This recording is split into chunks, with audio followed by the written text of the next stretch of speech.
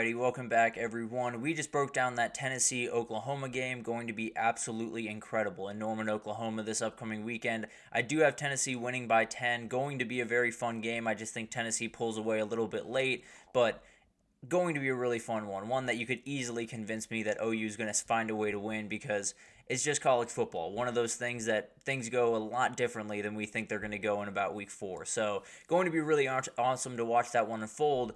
This one might be more interesting for a couple of different reasons, and the biggest one for me is it just changed last night. There were a couple of lines that were out there that said Utah -2. In fact, I made all the graphics for this segment with Utah -2 on it. Then I look a little bit later in the day, it's Oklahoma State -2.5. And everyone's wondering what happened. It happened in the blink of an eye. In about 45 minutes, it flipped from that number to -2.5 on the Oklahoma State side.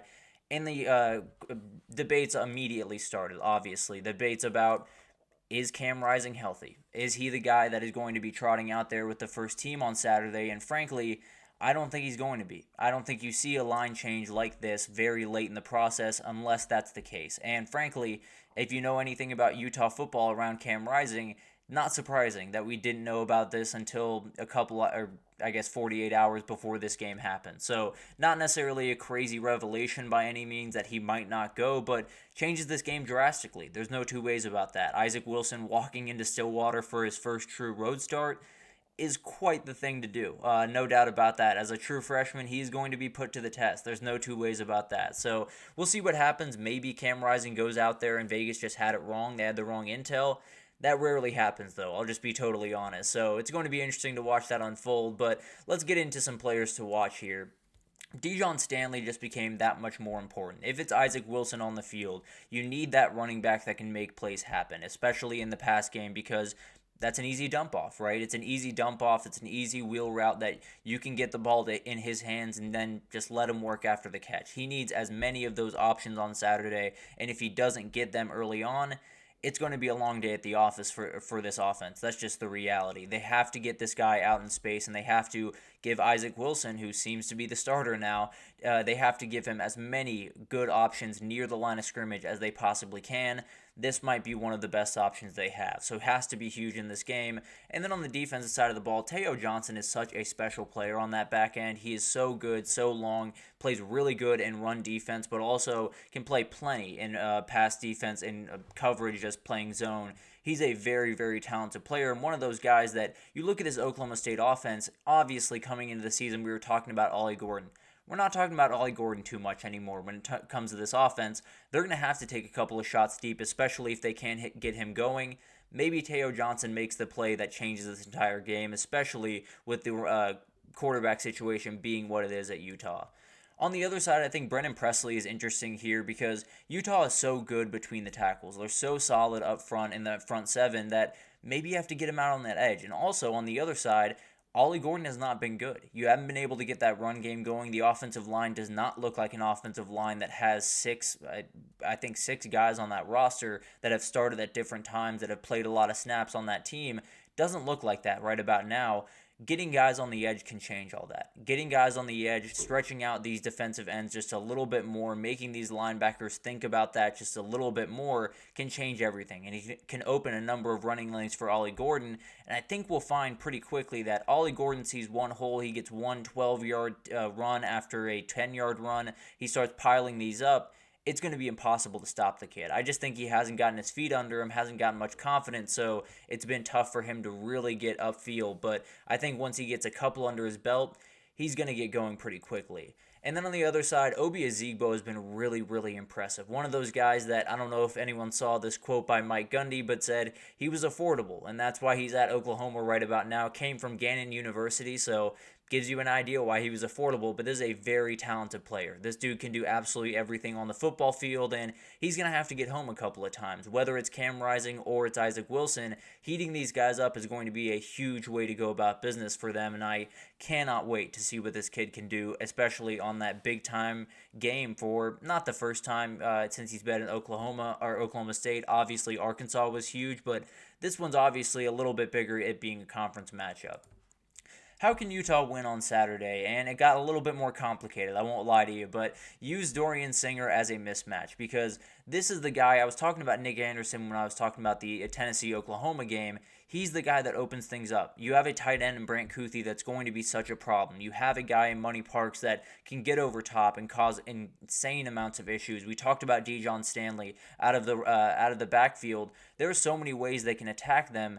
The reality is you need a guy to eat up space. You need a guy to eat up a couple of defenders pretty much every play. Dorian Singer can do that. He can run an out route, and you can have the linebacker go out with him while the safety tamps down, or a corner goes with him on a post while the safety plays down on him, and then you have Money Parks on the other side. There are a million different ways that he makes a difference on this offense without even touching the ball. He could be one of the most important players for them on Saturday and only make like 2 or 3 catches for 25 yards. He is just someone that opens up just about everything else, and especially with someone like Isaac Wilson, you got to make sure you have that mismatch to throw him the ball first, but then to open up some of the other stuff for the other players, because he's going to need those windows to be relatively wide if he's going to be successful on Saturday. And then find the run game early. This is a crowd that will get on top of you in a hurry. And I know this being a 4 p.m. kickoff is about the biggest break that Utah has gotten in this, because you do not want to be under that night sky in Stillwater. I'm just being totally honest. It is as dark as it gets. It is terrifying, and there are a number of things that happen in that stadium that don't happen anywhere else in the country. So get that run game going. Take the crowd out of it just a little bit. You won't be able to do it the entire game, I can promise you that, but being able to at least keep them at bay early on in the game and let these guys get into a rhythm, especially if it's Isaac Wilson back there. If you don't get the run game going, you are not going to be successful. They are going to be able to kind of tee off on you, and this defense with all of these incredible players on the back end and at the linebacker room are going to be a problem. So find Micah Bernard, find Mike Mitchell, find Dijon Stanley at times, and just get everything going in the run game, and then passing lanes will open for guys like maybe Cam Rising, although I'm feeling very not confident about that, or maybe Isaac Wilson. You have to make sure that there's openings for these guys to pass downfield. Run game's the only way to do that. And then finally, just don't let Ollie Gordon get going. He's been very, very rough through the first couple of weeks, and not all on him. This O-line has been not nearly where they should be right now, averaging only 3.5 yards per carry. That's not going to be enough on Saturday. That's just the reality. They're going to have to get more from him, because this Utah team is going to be very stingy up front. And if you let them, tee off on Ollie Gordon the entire day, the back end's going to be plenty fine with Nate Ritchie and Teo Johnson and all of these athletic players on the back end. Utah will be more than fine to just handle Ollie Gordon on the front, and then let Alan Bowman make that one mistake that he's been good about thus far not making, but it feels like it's about to come at some point. So it's one of those things that you don't want to be the team that gets Ollie Gordon running downfield. You don't want to be the team that unleashes that monster. So try to keep him under wraps as best you can, and then if Alan Bowman beats you, I think you tip your cap and you keep it moving, honestly. But Oklahoma State, what can they do? Use all of the extra energy. This is something that maybe I'm looking into just a little bit too much, but I think it's not being talked about enough. Oklahoma State has been a fabric in this conference for quite some time. Now, have they been the top team in the conference? Not necessarily, but did go to the championship last year, lost to Texas, had a very, very good season. They come back this year, and they're not the favorite to win the conference. They return so many guys, return the best running back in the country by a lot of people's standards. I think it's Ashton Jeanty, but that's beside the point. I think there's a number of people that pointed at this team and said, why are they not the Big 12 champions? And I know they did that. I know they said that this team is coming in from the Pac-12, a conference that is a little less physical. They're not going to be able to walk into Stillwater, Oklahoma and get a win. All of that is baked into this. And maybe it's something that doesn't matter too much to the players, but I have to imagine it matters some. I have to imagine all this talk around what Utah can do and what Kansas State can do has made them just a little bit mad, because they're the team that's been around for quite some time. They're the team that's been the most successful of this group in the Big 12, and they're the team that was just coming off a Big 12 title run. So a lot of things that I feel like might just play into this a little bit more, and might just have those guys strapping up their chin strap just a little bit tighter on Saturday around 3:30. But the other part of this, get after whatever quarterback is back there. I think it's going to be Isaac Wilson, but I am very nervous, so I'm just going to leave that at that. I think either one of these guys is going to have an issue if you can get after him. For Cam Rising, his average depth of target goes from 5.9 when blitzed to 15.6 when not blitzed. And obviously, that's across the board. There's going to be a little bit of a step back there.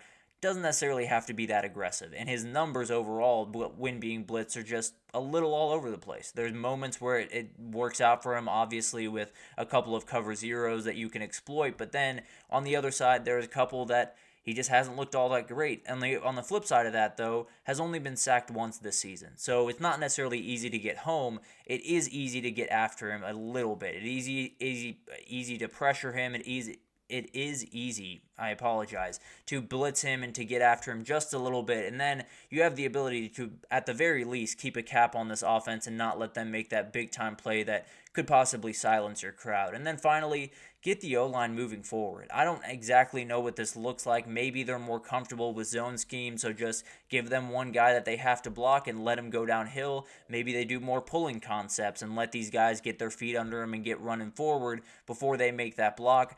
I don't know what this looks like. The reality is you have to get these guys moving downfield against a very good defensive front, because if you don't, I don't know that Alan Bowman is ready to do this. It's not that I don't agree or don't, think Alan Bowman is capable of being a really good player. He has had so much on his shoulders the first couple of weeks, and it's worked out because the defenses on the other side are not great at stopping the pass.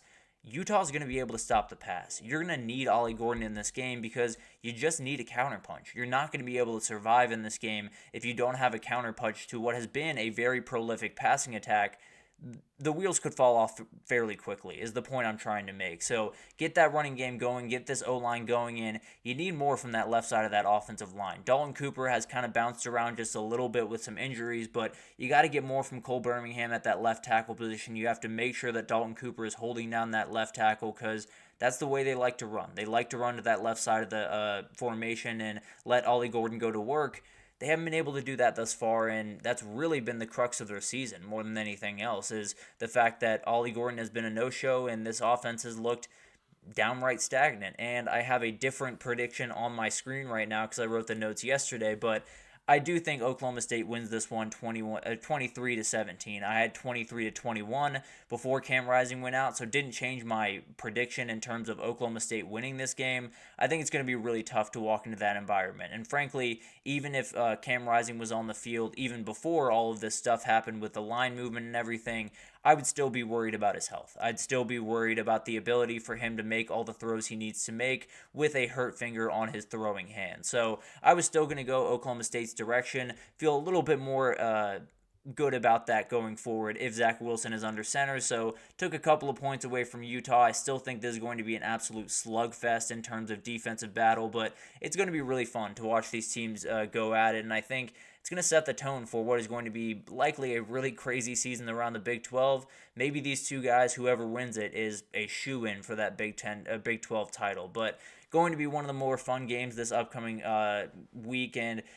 If Cam Rising goes, then it gets a lot more interesting. If Isaac Wilson goes, then it's interesting just in a totally different way. We'll see what the freshman has in Stillwater, Oklahoma, and maybe he can get the win. And then you're having a very, very fun conversation over there in Utah. But it's going to be awesome to watch those two big-time matchups. We broke down USC Michigan yesterday if you want to go check that out, because that's another one kind of like Tennessee, Oklahoma, where you think you know everything about those two teams. One has looked incredible. One has been kind of limping. Everything changes in week 4, and we'll break that down throughout the show, but it's going to be awesome to watch those games unfold. Let's take our second break here, and when we come back, we're going to break down, I believe, 6 more games for you that just kind of jumped off the page to me. A couple for not so good reasons, a couple for very good reasons, and I'll break those down right after this, so stick with us.